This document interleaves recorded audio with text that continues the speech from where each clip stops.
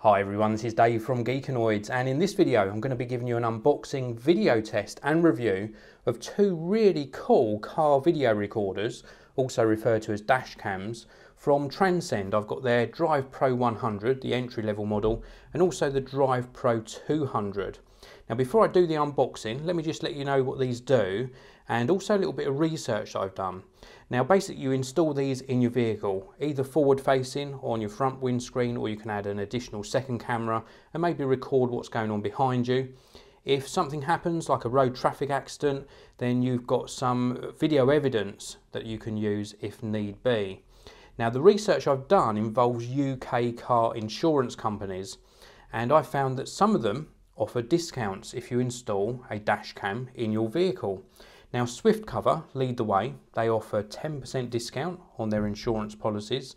Admiral Insurance don't currently offer discount, but they are watching this space with interest, so maybe they will offer discount in the future.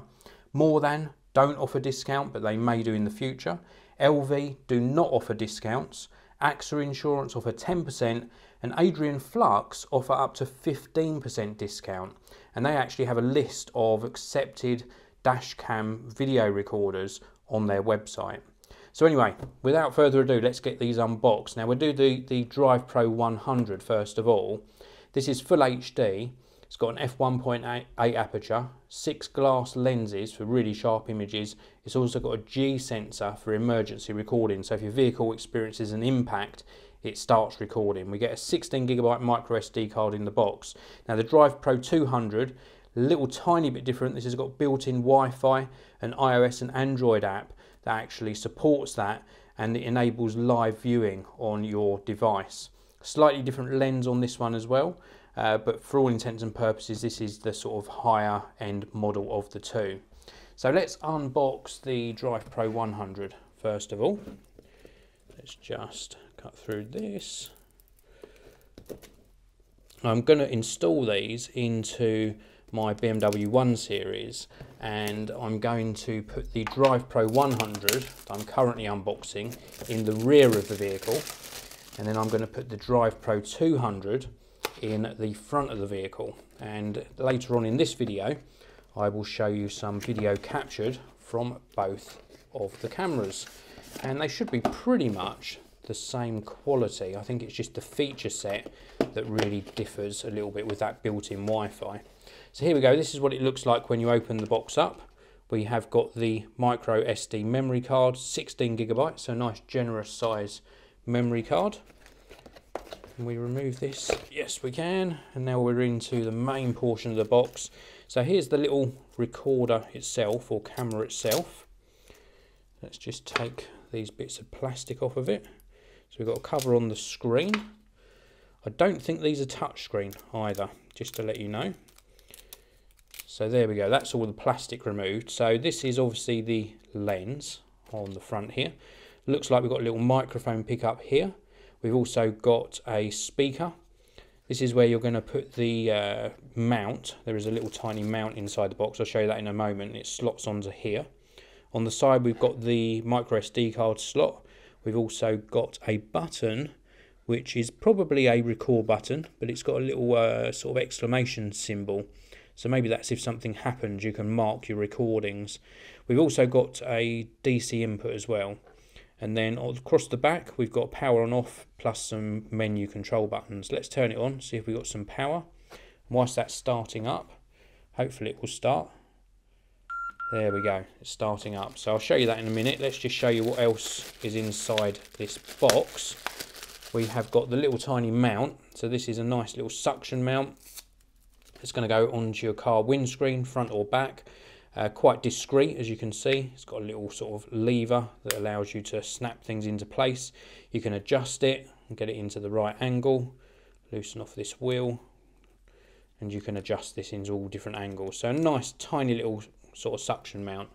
We've also got this, which is a nice long cable. This is going to go into your vehicle accessory socket. This is going to go into the camera itself to power it. Obviously there is some battery in here as well, so you have got some battery capability in there.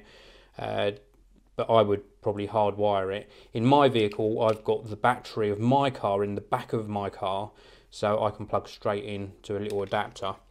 Now, we've also got some quick start guide warranty card in the box as well. So let's have a quick look at this. It says low battery, and I think the battery has given up, but you can go up and down on the controls. We select English, we can put the date in, which is very important because obviously we want everything to record the right date. So let's just put the right date in. So we're in April actually, and we go OK, and it's the 1st of April. Current time that I'm recording this review is 10:25 AM, so we can go to 10:25.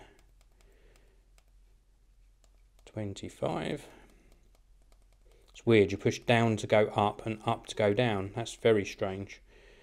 So an OK on the seconds. It says no memory card, which is fine. Is it going to give us a little view? Yes, it gives us a view, but it's warning us that there's no memory card, and it looks like the battery is depleted on that one at the moment. So we'll plug that one in, obviously, in the car. Now moving on, we have got this one, which is the Transcend DrivePro 200. Let's just grab my knife again, and we will get this one unboxed. Long review, people. Grab a beverage for this one. So let's get this one unboxed. I would imagine the box contents on this one are going to be pretty much the same. So let's open this up. There we go. This is the one with the built-in Wi-Fi.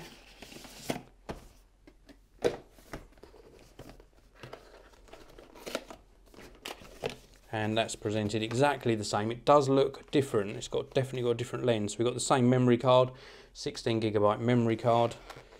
Let's remove this internal box. And here we have got the actual camera itself.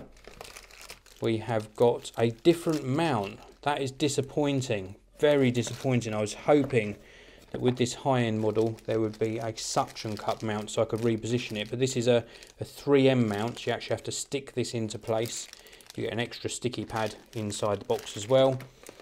We get a quick start guide, warranty card, etc. inside the box. Same power cable, mini USB to the 12-volt accessory socket, and then an extra video cable. Not sure why we've got that, but I will research why that's in the box, but some sort of video cable as well. And that's pretty much it inside that box. And you can see the difference between the two cameras. So this is the DrivePro 100 and this is the DrivePro 200. Both capable of capturing 1080p video, of course. This one does look quite a bit different. We've got obviously got the Wi-Fi symbol just down here, bigger lens on here as well. And on the side here, we got video out. That's what you're going to use that cable for. We've got the input for powering or charging this. And let's just remove the plastic so I can give you a proper look. Where does the plastic start? Just there. Let's just remove that so I can give you a proper look at the side of the camera. So here on this side we have got the same button on the side for if something happens you want to keep a video clip, because these record on a loop recording. We also got the memory card slot, attachment for the mount, and then what looks like a little reset button just under there. And then we have got the screen on the back, little LED light. We've got some controls for the various menus and the main power on off button. Okay, so I've now got some power going to the DrivePro 200. We just put in the date, same as before. Again, weird that going up goes down. Very, very strange. And what's the current time now? Current time now is 10:30.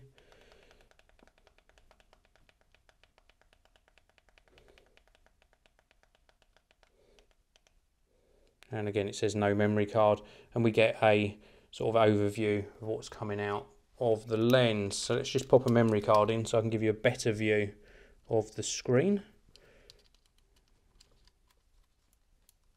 So it's now got a memory card in, and now you can see that screen in action. And I tapped a button there, so it started recording. Yeah, so that is an emergency recording button. So if something happens, you can force it to actually record something. Is it touchscreen? No, it's not touchscreen. How do we stop the recording? Push the button again. No, push one of these buttons. No, so it gives us no indication. Unfortunately, I need to read the instructions really. No indication of how to actually stop that emergency recording. Perhaps if I hold down the power button, there we go. So that sort of stops the recording. But I'm going to get these installed in the vehicle, show you some video footage on your screen now. We're seeing a combination of video footage recorded from both the front camera and the rear facing camera. And I'll show you on screen as and when I switch cameras. I'll put a little annotation up on the screen so you can see which camera you're actually seeing. And for the most part, I think that the video on both is more than acceptable. It captures enough detail for you to use if you need to use it for evidence. It can also be sort of time stamped and date stamped. The DrivePro 200, so the higher end one, I do think captures much nicer video. I think the actual exposure and the detail and quality from the DrivePro 200 is slightly higher than the DrivePro 100. Also the Wi-Fi feature, well, I didn't really use that much. I tested it just to check that it worked, and yes, it does work, but I don't see the necessity for that. These are really cameras that are going to be installed and then you're going to forget you've installed them and only recall the video if you do need to actually review back what's happened in front of you. I will assume it is, and we've got somebody here who has totally left it till last minute to come onto the motorway, and he's on camera, doesn't even know he's on camera.